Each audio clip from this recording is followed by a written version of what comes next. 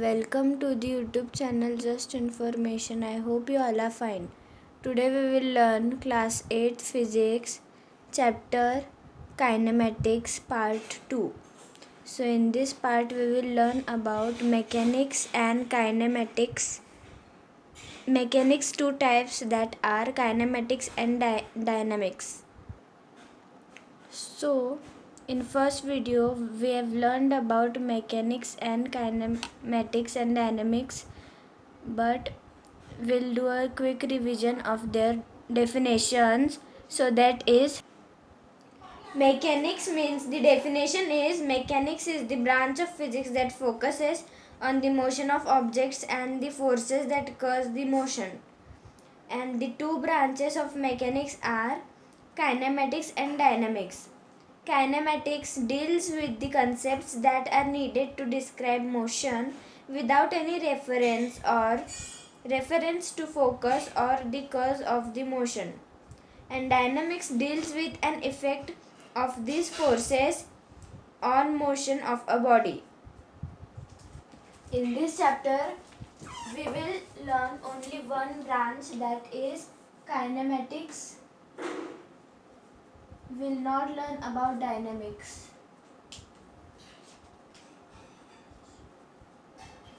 So I hope you've understood the definition of kinematics. There are types of motions, that are types of motion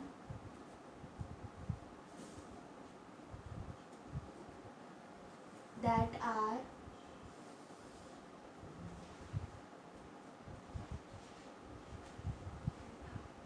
rectilinear motion,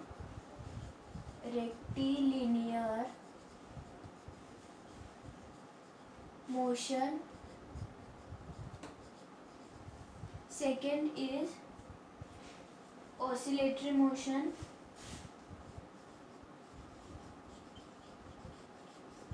I'm writing motion as M,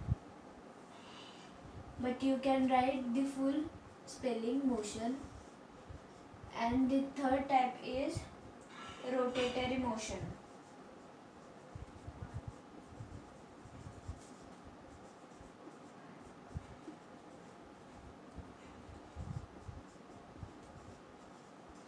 First, rectilinear motion means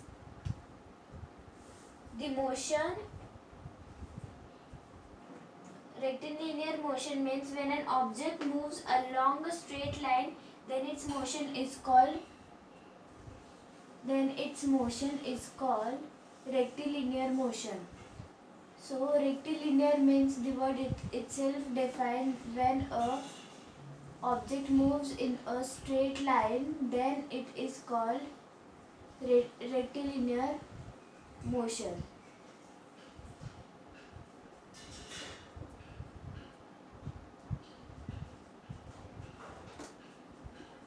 Second, rotatory motion. When an object rotates at one position about a fixed point without changing its position, then its motion is called rotatory motion.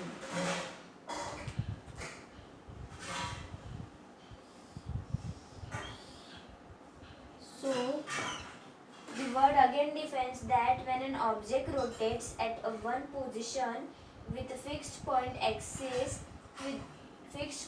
without changing its position, then its motion is called rotatory motion. When an object rotates at fixed point or axis, then the motion is called rotatory motion. And the third, oscillatory motion, says that when an object moves to and fro along the same path about a mean position, then its motion is called oscillatory motion. And oscillatory motion is also known as vibratory motion. vibratory motion, vibratory motion, and the oscillatory motion means when object moves to and fro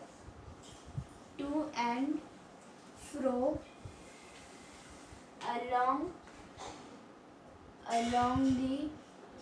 along the same path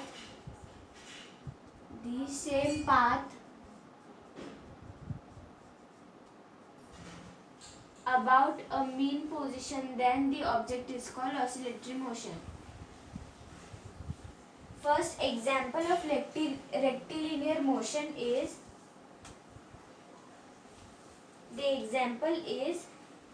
a car moving on a straight line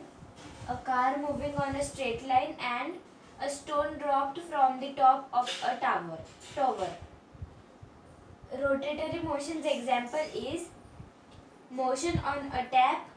Second is motion of a wheel or charkha, and third is motion of ceiling fan. The next oscillatory motions example is boy girl on a swing, and second example is pendulum of a clock. I hope you have understood this. Now our next topic is vectors and scalars. Topic is vectors and scalars. Before we go into this chapter, we shall first learn about scalar and vector quantities. So scalar quantity says that the volume of water in a swimming pool might be 50 cubic meters, or the winning time of a race could be 1.3 seconds. In cases like this, only the size of a number matters. In other words, how much volume is there. The 50 specifies the amount of water in unit of cubic meters, while 11.3 specifies the amount of time in seconds. Such quantities like volume and time are examples of scalar quantities. And the definition is the quantities which have only magnitude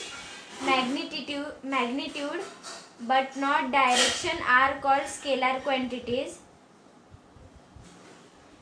and some other quantities are temperature and mass. After that, vectors. Consider the figure which depicts a ship that has moved a distance of 2 km along a straight line from start to finish. When describing this motion, it is sufficient to say that the ship has travelled a distance of 2 km.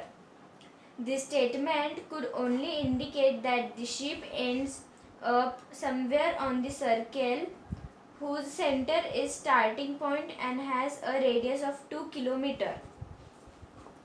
A complete description must include the direction along with the distance as in the statement. The ship has moved a distance of 2 km in a direction of 45 degrees north of east. Definition is a quantity which have both magnitude and direction is called a vector quantity.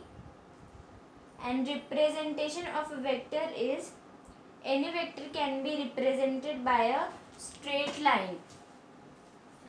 Straight line like this, we can represent it by OA. This is. After that, the length of a straight line indicates magnitude. arrow mark like this. This mark indicates the direction. Note that scalars can be added, subtracted, etc. algebraically. Vectors cannot be added, subtracted, etc. algebraically because we cannot add or subtract the directions. There are some laws and to add vectors which you will learn in higher classes. After that, difference between scalar and vector quantities are: scalar has only magnitude but vector has both magnitude and direction. So scalar has only magnitude but vector has both magnitude and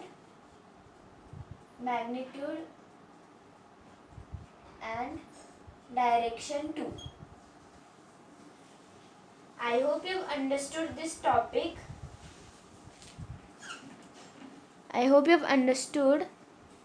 After that, the next day, we will learn about distance and displacement.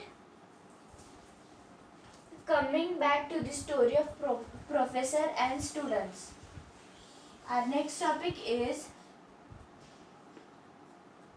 distance and displacement. Distance and displacement.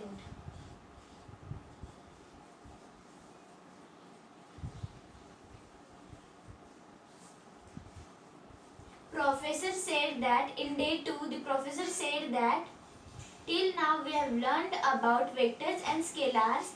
Now today we will learn about the first two basic concepts of kinematics, namely distance and displacement. So, distance means consider your house is at position A and your friend's house is at position C. Means like this.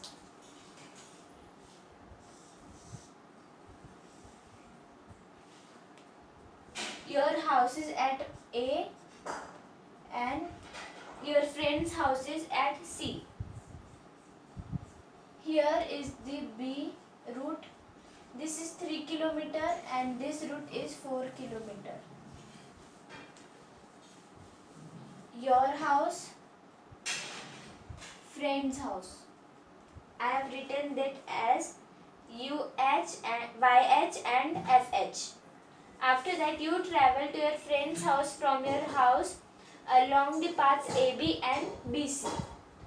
Path AB and path BC. The actual path covered is equal to AB plus BC is equal to 3 km plus 4 km, that is equal to 7 km. This length of the actual path covered is called distance.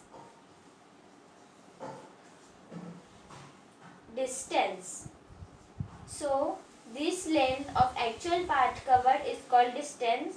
After that, displacement. But the shortest part between your friend's house and your house is equal to AC. Means this route is the shortest path. So, this shortest path within a specific direction between initial position means the starting point. Initial position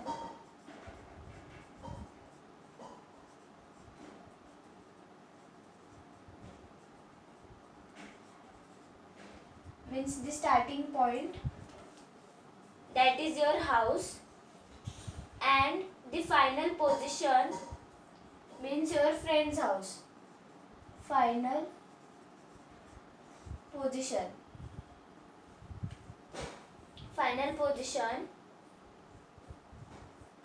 is called displacement. So students said that, sir, are displacement and distance one and the same? So the professors answered No, they are different. Distance is a scalar quantity while displacement is a vector quantity. Let us try to understand the difference between the two with examples. So we will learn the examples. We will learn the difference between the displacement and distance with example, but in next part 3 of physics 8th chapter kinematics. For any queries and doubt, you can join the telegram link given in the description of this video. And I hope you've understood today's topics and video. Thank you for watching.